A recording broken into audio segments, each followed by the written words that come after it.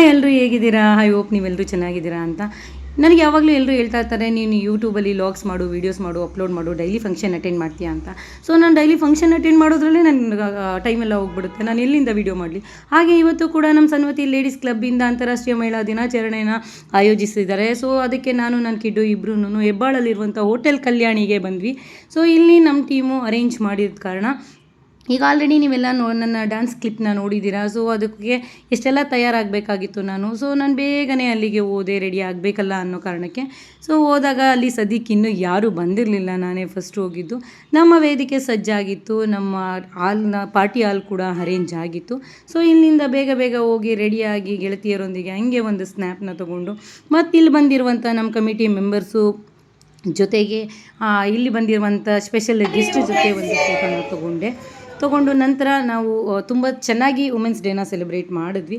So ನನಗಂತೂ ತುಂಬಾ ಖುಷಿಯಾಯಿತು. ಯಾಕಂದರೆ ಇಷ್ಟು ವರ್ಷ ಆದಮೇಲೆ ನಾವೆಲ್ಲರೂ ಸ್ಟೇಜ್ ಮೇಲೆ ಪರ್ಫಾರ್ಮೆನ್ಸ್ ಮಾಡ್ತಿರೋದು, ಅದೊಂದು ಎಕ್ಸೈಟ್ಮೆಂಟ್ ತುಂಬಾ ಚೆನ್ನಾಗಿತ್ತು. ಬಟ್ ಮ್ಯಾಟ್ರ್ ಇಲ್ಲಿ ಏನಪ್ಪ ಅಂದರೆ, ನಾವು ಇಷ್ಟೆಲ್ಲ ಚೆನ್ನಾಗಿ ಡ್ಯಾನ್ಸ್ ಮಾಡಿದ್ದ ಹಿಂದಿನ ನಮ್ಮ ತಾಲೀಮ್ ಹೆಂಗಿತ್ತು ಅನ್ನೋದನ್ನು ನಾನು ನಿಮಗೆ ತೋರಿಸ್ಬೇಕು ಅಂತ ಈ ವಿಡಿಯೋ ಮಾಡ್ತಾಯಿದ್ದೀನಿ. ಸೊ ಹಾಗಿದ್ರೆ ಬನ್ನಿ, ಇನ್ಯಾಕೆ ತಡ, ಆ ವಿಡಿಯೋನು ನೋಡ್ಕೊಬಂದ್ಬಿಡೋಣ. ನಾನು ಫಸ್ಟು ಸಾಂಗ್ನ ಸೆಲೆಕ್ಟ್ ಮಾಡಿ ಸ್ಟೆಪ್ಪೆಲ್ಲ ಹೆಂಗೆ ಹಾಕೋದು ಮತ್ತು ಗೆಟಪ್ ಎಲ್ಲ ಹೆಂಗಿರಬೇಕು ಅಂತ ಒಂದು ಜಲಕ್ಕನ್ನು ರೆಡಿ ಮಾಡಿ ಅದನ್ನು ನನ್ನ ಟೀಮಿಗೆ ನಾನು ಕಳಿಸ್ದೆ. ಕೊನೆಗೆ ಎಲ್ಲರೂ ಲೈವ್ ಆಗಿ ಮೀಟ್ ಆದ್ವಿ. ಅದು ಫಂಕ್ಷನ್ 2 days ಇದೆ ಅನ್ನೋ ಥರ. ಸೊ ಚೆನ್ನಾಗಿ ಪ್ರಾಕ್ಟೀಸ್ ಮಾಡಿದ್ವಿ.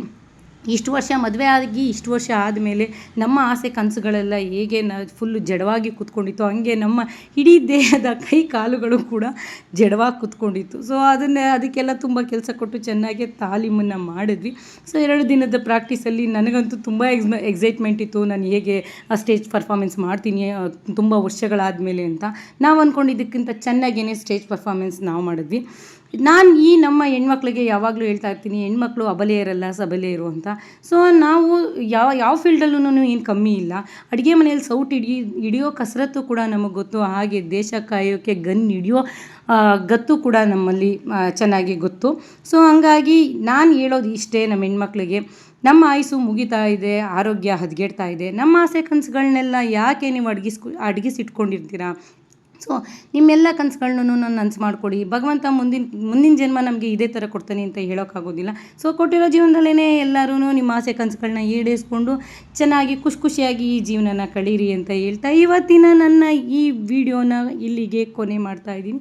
ಸೊ ಎಲ್ಲರಿಗೂ ಒಳ್ಳೆಯದಾಗಲಿ. ಸರ್ವೇ ಜನ ಸುಖಿನೋ ಭವಂತು. ಜೈ ಕಿತ್ತೂರು ರಾಣಿ ಚೆನ್ನಮ್ಮ, ಜೈ ರಾಣಿ ಅಬ್ಬಕ್ಕ.